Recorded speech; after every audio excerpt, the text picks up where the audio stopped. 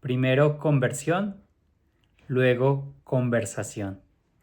Pablo, aquí en el capítulo 22 del libro de los Hechos, acaba de relatar su conversión a una audiencia sedienta por su sangre. Pero ahora les va a contar acerca de una conversación que tuvo con el Señor Jesús años después de su conversión, años después de su primer encuentro. Acompáñenme por favor a Hechos, capítulo 22 y versículo 17, y leemos el texto allí en el versículo 17 del capítulo 22 de Hechos, donde Pablo está siendo acusado, donde Pablo tiene que estar dando unas explicaciones a esa audiencia, una vez más les digo, sedienta por su sangre, que le escuchará hasta cierto punto, hasta el versículo 21, y hasta allí iremos hoy, porque del 22 en adelante dirá, basta ya, no queremos escuchar más a este hombre. Bueno, en el versículo 17 dice lo siguiente: y me aconteció, vuelto a Jerusalén, que orando en el templo me sobrevino un éxtasis. Bueno, del relato del bautismo pasa a un suceso ocurrido en el templo en Jerusalén. Aquí no se hace mucha referencia en su testimonio a esos 3 años que estuvo en Arabia, como nos lo dice Gálatas capítulo 1 y versículo 17. Tampoco a la predicación del Evangelio en Damasco, como nos lo narra el libro de los Hechos en el capítulo 9. Y lo que va a decir aquí no está registrado en ningún otro lugar de la Biblia. Bueno, ¿qué es lo que pasó? Lo que sucedió tuvo lugar. ¿En dónde? En Jerusalén, exactamente en el templo. Él va a decir que le sobrevino un éxtasis. Pablo ha sufrido el rechazo de los cristianos por temor de él. Sí, porque ellos pensaban que Pablo, al convertirse, como les estaba persiguiendo antes, iba a hacer algo malo en contra de ellos. Pero por otro lado tenía a estos judíos que procuraban su muerte. Bueno, él va a relatar que mientras él hace su primer visita al templo en Jerusalén, se cree que aproximadamente 3 años después de su conversión, él estaba orando y él había sido siempre respetuoso con el templo. Respetado el templo por Pablo, él decía, yo subí y estaba allí orando. Y fue en el templo donde Pablo les dice a estos oyentes que le sobrevino un éxtasis. Pedro también tuvo una experiencia semejante. Pedro, en casa de Simón, el curtidor, tuvo también un éxtasis allí en Hechos capítulo 10, como también ya lo observamos en otra ocasión. Pero ¿qué sería esto de un éxtasis? Bueno, es un estado espiritual donde la persona entra en una condición especial donde recibe algún mensaje procedente del cielo o una visión relacionada con el cielo. Bueno, ahora se produce esta situación y es que Pablo dice, bueno, ahí yo vi a Jesús que me decía lo siguiente. Entonces Pablo está dando a manera de testimonio esa conversación que tuvo. Primero su conversión, luego ahora su conversación.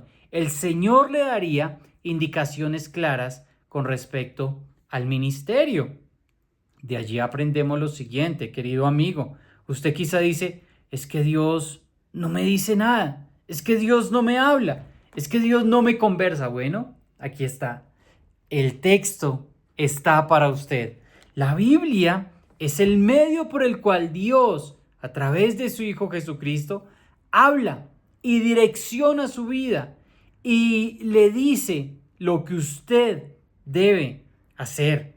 Así es de que el privilegio de escuchar la voz de Dios no es para algunos pocos, es para todos sus hijos a través de la Escritura. Aquí tenemos la palabra de Dios. Pero miremos lo que Pablo está contando de lo que vio y escuchó en ese momento que él oraba. Recuerde, su conversión había sido hace aproximadamente 3 años y en esta ocasión está diciendo algo que solamente es registrado en esta porción de la Escritura. Mira el versículo 18. Y le vi que me decía, date prisa y sal prontamente de Jerusalén, porque no recibirán tu testimonio acerca de mí. Bueno, ahora dice, lo vi hablándome. Dice literalmente, yo en ese éxtasis vi a Jesús hablándome. Y es que nuestro Salvador, por medio de su palabra, direcciona a sus hijos, no les deja sin guía y les entrega órdenes claras. La orden era clara, dice, aquí en Jerusalén no recibirán tu testimonio acerca de mí. Y entonces el Señor Jesús le está dando una advertencia, una acción protectora sobre él, de salir rápidamente de la ciudad, porque no estaban dispuestos a aceptar ese testimonio. En cierta medida, pues coincide con lo que en otra ocasión se hizo con Pablo, cuando le sacan allí en el capítulo 9 para enviarle a Tarso.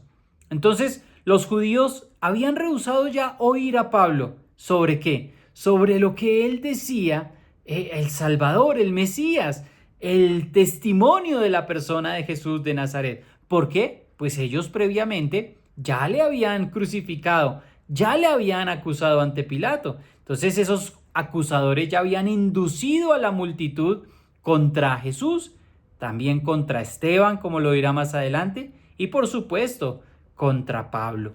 Entonces, tanto el pueblo ya odiando esta acción, Pablo les está diciendo, yo fui a los gentiles, yo les estaba predicando a ustedes, iba a predicarle a ustedes, pero fue Jesús el que me mandó también a los gentiles. Sin embargo, él siempre iba en primer lugar, como lo hemos visto durante todos estos tiempos allí en estos capítulos de Hechos, a la sinagoga. Iba primero a los judíos, posteriormente a los gentiles. Y esto redundaría en que tanto a judíos como a gentiles sería comunicado el evangelio. Cristo había enseñado antes a sus discípulos que los judíos no les iban a aceptar. Entonces mira el 22, el versículo 19 y el versículo 20 dice, yo dije, Señor, ellos saben que yo encarcelaba y azotaba en todas las sinagogas a los que creían en ti. Tal vez pensaba en su razonamiento humano, Pablo, seré de mejor acceso a los judíos. Será más sencillo mi acceso a los judíos. Mire, yo les he aprendido, yo tengo capacidad intelectual porque fui discípulo de Gamaliel, entonces ellos además son mis compatriotas en Cristo. Pero lo que no sabía es que con esa furia persecutoria contra Cristo, bueno, Él les iba a hablar de ese testimonio y de ese Mesías que se había revelado a Él en el camino a Damasco. Bueno, pero esto no fue bien recibido. Esos argumentos no eran suficientes para continuar en Jerusalén. Pero él continuaba dando otro argumento más. Mira lo que dice el versículo 20. Cuando se derramaba la sangre de Esteban, tu testigo, yo mismo también estaba presente y consentía en su muerte y guardaba las ropas de los que les mataban. Aquí Pablo va a usar una fórmula muy importante, una fórmula muy típica de los hebreos, y es cuando se derramaba la sangre de Esteban. Y es que había una prohibición divina de la ley en cuanto al homicidio. Debería ser castigado con la pena ese homicida. Y Pablo utiliza ese término para decir que a Esteban le fue quitada la vida.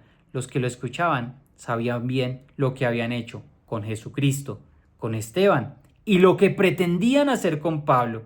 Así es de que él le llama a tu testigo lo que le hicieron a Esteban, tu testigo. La responsabilidad de Pablo en la muerte de Esteban era evidente. Aún se cree que influenció con su voto en el Sanedrín para con esta sentencia. Aún custodió la ropa.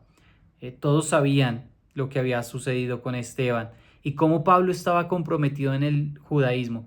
Sin embargo, para Jesús no fue suficiente ello y no le dijo que un sí a Pablo. Nunca le dijo, bueno, Pablo, entonces sí, predica aquí en Jerusalén. No, al contrario, mira el versículo 21. Pero me dijo, ve, porque yo te enviaré lejos a los gentiles. Es decir, no había razón alguna para continuar en Jerusalén. Su ministerio tendría otra orientación mucho más amplia, mucho más grande. El Señor le enviaría como apóstol a los gentiles. Sí, esa gente aborrecible de muchos judíos, esos extremistas que estaban allí en contra de Pablo, que le querían matar y que muchas veces habían intentado matarle. A esos ellos odiaban prácticamente a esos judíos, a los gentiles, pero Pablo le está diciendo, sí, Jesús me ha enviado a los gentiles. Entonces, a manera de aplicación, querido hermano, querido amigo, medita en tu ministerio. ¿Estás haciendo tu ministerio a tu manera o a la manera de Dios, a la manera de Jesús? ¿Usted piensa que está desarrollando sus dones solamente en Jerusalén? Porque es allí donde te sientes más cómodo, porque crees que ahí vas a tener éxito, porque crees que es ahí donde Dios te va a usar y quizá no aceptas ir lejos, quizá no aceptas moverte a esos gentiles, a esas personas que quizá no son tu familia, que quizá no son tus amigos, ni son tu propia cultura. Y de pronto estás allí tratando de convencer a Jesús de que te deje servir allí. Y Jesús dice, no, te voy a enviar lejos a los gentiles. Y por último, que si en esta mañana o en este día preguntas a Jesús, que si realmente ya te convertiste a Cristo y tienes una conversión seria con Dios y Dios direcciona tu vida y te dice, ¿sabes? Es aquí o es allá. Es aquí o allá donde definitivamente me servirás. Querido hermano, Dios no te deja sin guía. Aquí está Dios direccionando tu vida y probablemente te diga, no vas a estar aquí en Jerusalén, vas a ir a los gentiles, vas a ir lejos a predicar la palabra del Señor. Pero algo que sí es también muy claro, comienza allí donde estás, comienza en tu universidad, comienza en tu colegio, en tu trabajo, desarrolla los dones en esa iglesia local que el Señor te ha puesto. Un buen día y bendiciones.